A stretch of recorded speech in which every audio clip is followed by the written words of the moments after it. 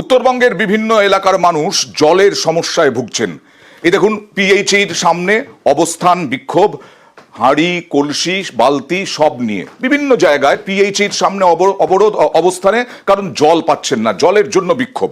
আর এই জল নিয়ে বিভিন্ন জায়গায় পাইপলাইনের কাজ অনেকটা সময় লাগছে। আর তাই নিয়েই গত বৃহস্পতিবারই মুখ্যমন্ত্রী মমতা বন্দ্যোপাধ্যায় তিনি মুখ্য সচিবকে নির্দেশ দিয়েছিলেন, ডেডলাইন দিয়েছিলেন এবং ক্ষোভ প্রকাশ করেছিলেন পানীয় জল পাইপলাইন কাজে দেরি হওয়ার জন্য। দেখুন, পিএইচির কাজটা স্লো চলছে বলে আমরা একটা মিটিং করতে আমি সিএসকে বলেছি already. I am not satisfied. Pipe পড়লেও অনেক জায়গায় লোকে জল পায়নি, এটা আমার কাছে খবর আছে। কি করে তাড়াতাড়ি করা যায়, স্পিড আপ করা যায়। যারা করবে না, নন কোঅপারেশন করবে, তাদের সরিয়ে দাও, দরকার হলে নতুন লোক দিয়ে কাজ করা। কিন্তু আমরা চাই আর 2 বছরের মধ্যে, আমি 1 বছর দিলে আরো খুশি হব। আর আমি জমি তখন নতুন করে আবার দেবো, আগে যেখানে পাইপ পড়ে আছে সেই জলগুলো আগে কমপ্লিট করবে, তারপরে এটা আমার প্রায়োরিটি প্রোগ্রাম। সরাসরি চলে যাব প্রতিনিধি শান্তনুর কাছে। শান্তনু, কত মানুষ এফেক্টেড এই মুহূর্তে, ওই এলাকায় জলের সমস্যা কেন?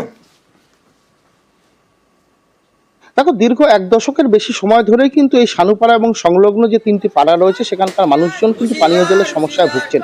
তারা একাধিকবার কিন্তু স্থানীয় পঞ্চায়েত প্রতিনিধি থেকে শুরু করে প্রশাসনের আধিকারিকদেরকে জানিয়েছেন যে প্রতিটি মানুষকে বা প্রতিটি পরিবারকে কিন্তু জলের জন্য সমস্যা ভুগতে হচ্ছে। তাদেরকে শহরের বিভিন্ন জায়গায় যেতে হচ্ছে জল আনতে, এবং কি 7 কিলোমিটার 8 কিলোমিটার দূরে গিয়েও জল আনতে হচ্ছে। এখানকার যে বাড়িগুলো রয়েছে তাদের পুরনো যে কুয়ো রয়েছে সেই জল খেয়ে অসুস্থ হয়ে পড়ছেন, সেই মানুষের সংখ্যাও এখানে অনেক। সেই অবস্থায় দাঁড়িয়ে তারা কিন্তু একাধিকবার প্রশাসনকে ডেপুটেশন দিয়েছেন, প্রশাসনকে জানিয়েছেন এবং কি নির্বাচন এলে জনপ্রতিনিধিদেরকেও বলেছেন, কিন্তু সেই সমস্যার সমাধান হয়নি। সেই কারণেই কিন্তু সেই মানুষগুলো আজকে রীতিমতন বাধ্য হয়ে রান্না বাড়া বন্ধ করে রেখেই কিন্তু তারা গিয়েছিলেন পিএইচই দপ্তরে।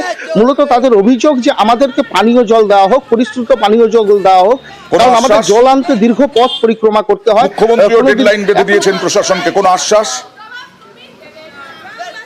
প্রশাসন থেকে বলা হয়েছে যে দ্রুত তারা এই পদক্ষেপ করবেন, কিন্তু বাসিন্দাদের বক্তব্য তারা এর আগেও একই পদক্ষেপের কথা শুনেছেন, কিন্তু এবার যদি তাদের কোনো পদক্ষেপ না করা হয় তাহলে কিন্তু তারা আরো বৃহত্তর আন্দোলনে যাবেন। আমরা নিশ্চয়ই আশা করব মুখ্যমন্ত্রী এই ডেডলাইন বেঁধে দেওয়ার পরে খুব তৎপর হয়ে এই অঞ্চলে বিভিন্ন জায়গায় যেখানে যেখানে মানুষ জল পাচ্ছেন না, খাবার জল, সেই খাবার জল দ্রুত পাবেন। জলের জন্য আসছি, জল নাই আমাদের গ্রামে, অনেক দূর দূরান্ত থেকে জল আনতে হচ্ছে, খাবার জল নাই, কিনে খাচ্ছি। আমাদের দীর্ঘদিন ধরে সানুপাড়া, কেরানীপাড়া, দেউনিয়াপাড়া এই 3টা পাড়ায় জলের খুবই সমস্যা। প্রতিবার প্রতিশ্রুতি দিলেও এই জলের সমস্যা আর মিটতেছে না। বাধ্য হয়ে আমরা এখানে আজকে ধর্ণা কর্মসূচি পালন করতেছি।